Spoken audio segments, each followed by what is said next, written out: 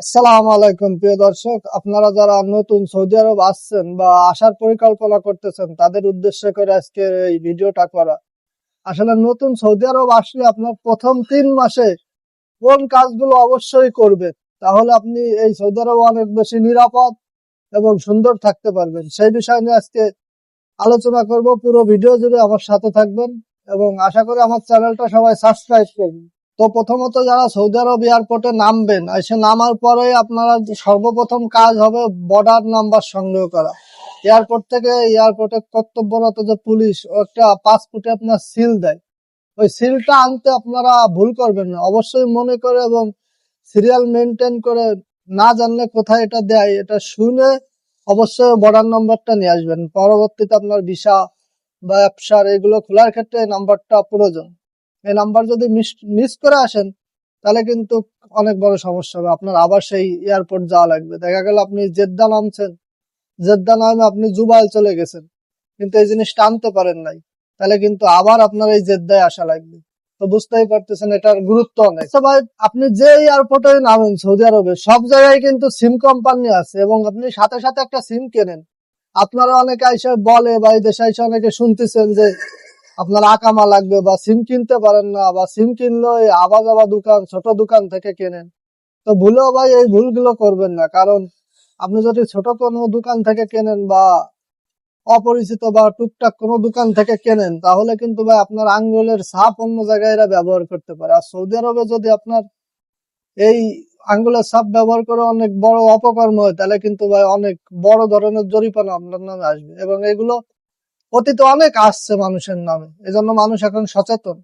তা আপনি এয়ারপোর্টে নামে এদেশের SIM company Mobily, HTC, Friendly, Zain, এগুলো আমাদের দেশে যেরকম বাংলা লিঙ্ক, গ্রামীণ, এই দেশে তেমন এইসব কোম্পানি।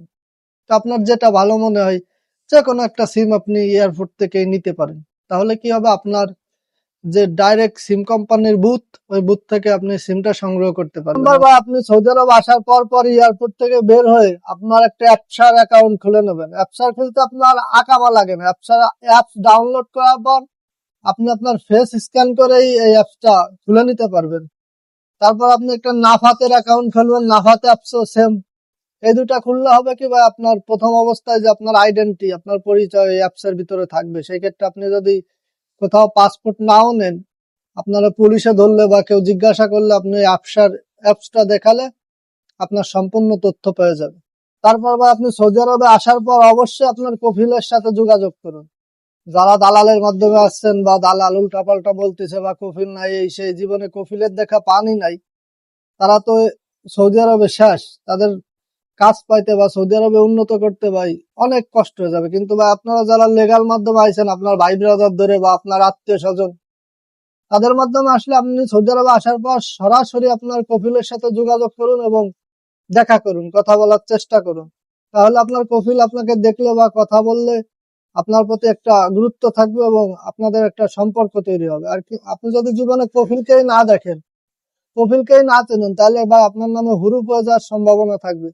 কারণ কফিল চাইলে আপনার নামে পলাতক মামলা করতে পারে বা যে কোনো একটা সমস্যা আপনারা ফেলতে পারে। তাই ভাই আপনি সৌদি আরব আসার পর আপনার কফিল যদি আপনি পেয়ে থাকেন, তাহলে অবশ্যই তার সাথে দেখা করুন এবং তার পরামর্শ নিন। আকামা, এই দেশে কিন্তু ভাই আকামা ছাড়া আপনি তেমন কোনো সুবিধা করতে পারবেন না।